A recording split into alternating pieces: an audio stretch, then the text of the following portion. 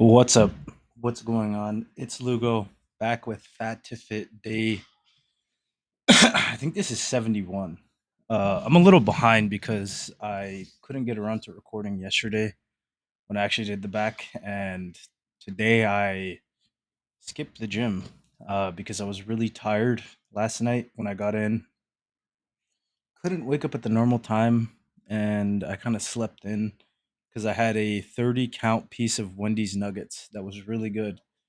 And I shit it out all out this morning. But it was good. It was. I don't really regret doing it. It was very nice.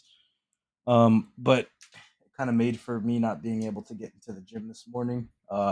Might go later.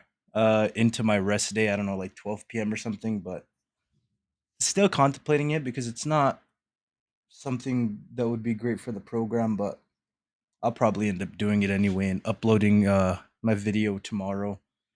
But for now, I'm doing this voiceover for my back and biceps that is late. And right before this gym thing that I was recording, I don't know why I said it that way. It's kind of dumb.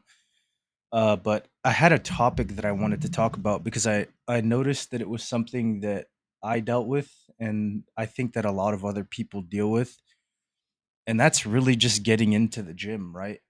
Had I not come to the gym, I would have still been fortunate enough to work out because my dad has an abundance of gym equipment that he's had for, I guess, the last 10 years or so. Given that it's all old and rusty and, I had to like drag it outside to work out and then drag it back inside. It wasn't the most optimal situation, but I still could have got it done regardless. Um, but there's something about coming to a gym and not having to do all that that's very nice. And that's very cool. But I did deal with coming back, in general as kind of a hurdle, right? Because I think if you're somebody, especially that is new to the gym or coming back, or outside of that, even going deeper, somebody that is overweight, underweight, very self conscious about yourself, you've grown to understand and overestimate, you know, everybody else in the sense of them really caring about you. And I think we go very deep into our own head and think that when we're there, all eyes revolve around you. People are going to care what you're doing. People will think, are you going to look like a dumbass? So they're going to look at you and be like, dude, this guy is fat as fuck. Why is he here? What is this guy doing here? Nobody wants him here. Well, why did he even bother? Like, he's never going to lose the weight. Or he gained it back. Something that I dealt with was the fact that, before this, I was somebody that was, very in shape. And I wasn't always in shape, right? I was probably closer to where I am now most of my lifting career than where I was before I stopped lifting. Which is, like overish weight or bigger muscle mass, but still carried a good amount of fat, like 25, probably closer to 30 to 35% my entire lifting career.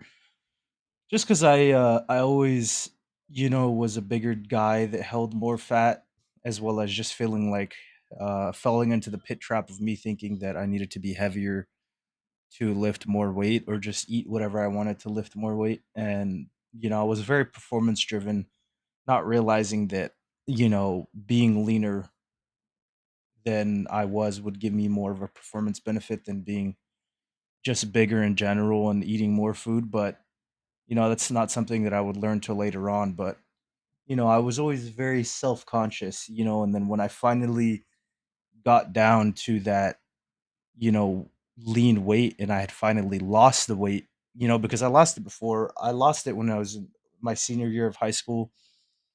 For the first time, I was very lean, came out of college, gained it. And then I was always slingshotting between, I guess, like 240 to 280. At my worst, I was 300 coming out of COVID. And then this time was the heaviest I ever was because I wasn't lifting at all.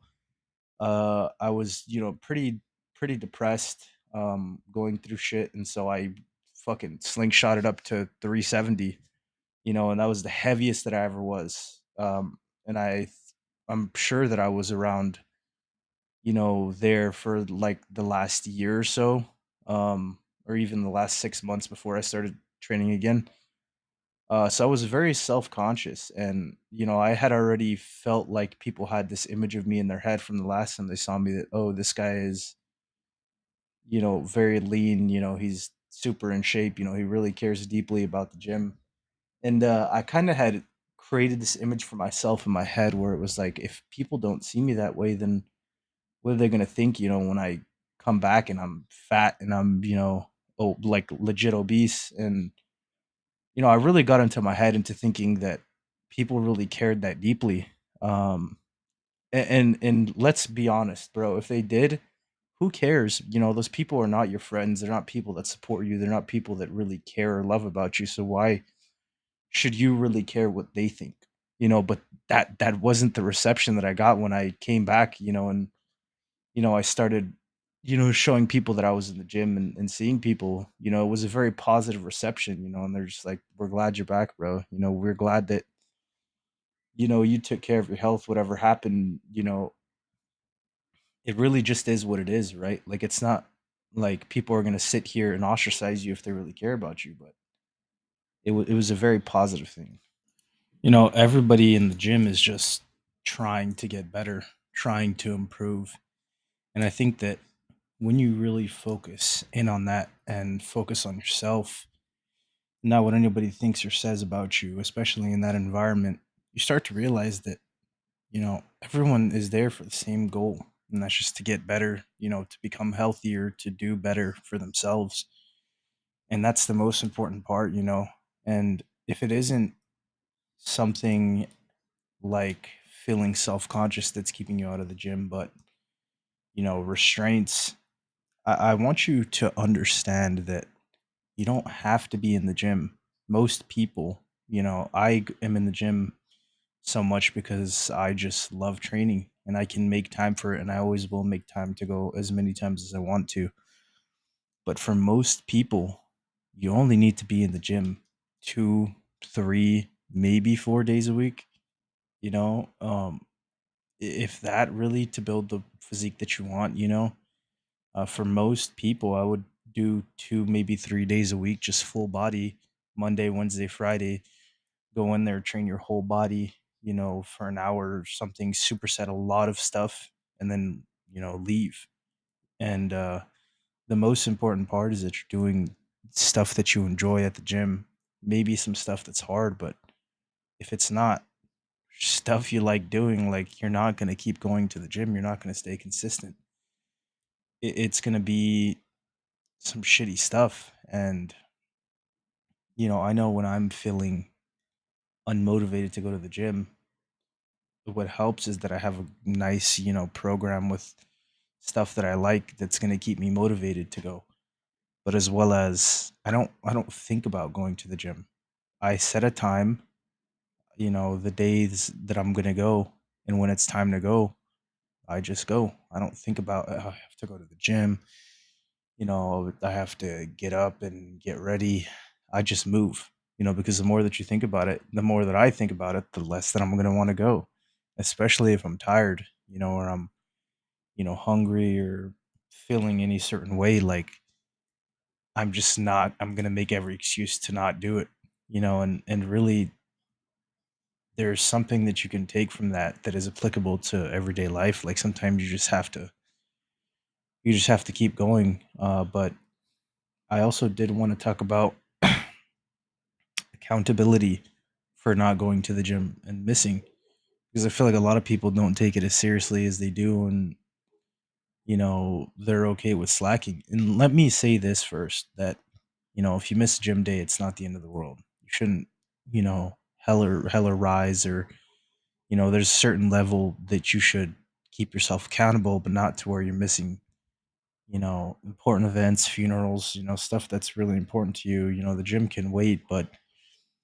if you're sitting on your couch and you're just like, "I'm just gonna skip the gym because I'm tired and I'm feeling lazy and I didn't do shit today, but I don't want to go to the gym," yeah, then you need to hold yourself accountable. It's like, you have to prioritize your health. It's up to you. right? And I've talked about this before where this completely falls on you. You're going to have to want it. And even if you don't want it, you should want it. This is something that is non negotiable. Your health is not negotiable, and your quality of life is drastically affected by your physical composition to a degree, right? And it's the reason why I don't like the body positivity movement because it's by people that are abusing their bodies, that are overweight abusing their bodies. I'm all for loving your body and but part of it is changing your body if it's not healthy, right? I'm not gonna sit here and shit on people for loving themselves, but if you're not healthy, to me, real body positivity is becoming healthier for yourself and for your image, right? And that's at least how I feel about it. That's I feel very deeply about it. As someone who's been overweight their whole life and is currently overweight, the best remedy is to just not be. And the best approach for that is a training program 2-3 days a week, like I said. My favorite type of cardio is just increasing your non-exercise activity thermogenesis, or NEAT. Basically just walking, steps, go outside 2-3 times a day, 10, 20, 30 minutes, evening walk, morning walk, and just get your energy up. And then on top of that, when you're eating, just enjoy foods. Get food that you eat. Don't get fucking lean, boneless, skinless chicken breast, 96% lean ground beef. Get 90-10 ground beef. Get boneless, skinless chicken thighs or bone-in chicken thighs. Make sure to eat one or two protein. Fistful of carbs, maybe a potato as a carb. Half a cup of rice, certain measurements that you could use and just take note of it and then check the scale and be like, okay, am I going up or am I going down if you really don't want to track? But, there's some level of accountability and change in your diet that does need to happen to get to where you want to go. And it's part of the reason why I don't like the, new generation of just being like, well, I'm going to get an ED and I'm going to get this. And it's like, you're not. Just don't be so neurotic about it. You just have to change small things about your diet. You don't have to track everything you eat. You don't have to, do everything under the sun that the bodybuilders do. You really just have to sit here and, care a little bit, care a good amount, but a lot of people just don't care at all. They don't want to change anything about their diet, about their life, and don't want to adjust. And it's like, if you're okay with that and you're okay with your health being shit, then be my guest. But if you're somebody that really does care about it actively, and you should, you just have to try. That's just what it comes down to. You have to try. There's no way if you're actively trying and you're changing stuff that you're gonna be healthy. But a lot of people also they just don't try enough, unfortunately, and they just are overweight forever. And if you don't know how to do it, reach out to somebody that's, respectable, that has, clients and stuff and does coaching for this stuff, that has proven results with the people, and reach out to them and say, hey, I need to, do such and such and want to get in shape. I want to change my lifestyle. Can you help me? And, they will help you. And if you don't want to pay for somebody to do that, do some research. There's a lot of stuff online that could really help you. Lots of articles, lots of resources that can help you get in shape. But it's something that you shouldn't wait on. Because every day that you could have been, you know, working out, caring for your health is a day that passes by when you're not doing that, right? And I'm just rambling on. I realize the video has ended, but if you enjoyed the video, please consider leaving a like, comment, subscribe, and this late upload. And I'm gonna upload legs later on, but I'll be back in about a day or so for Fat to Fit day 73 or 72, and then 3.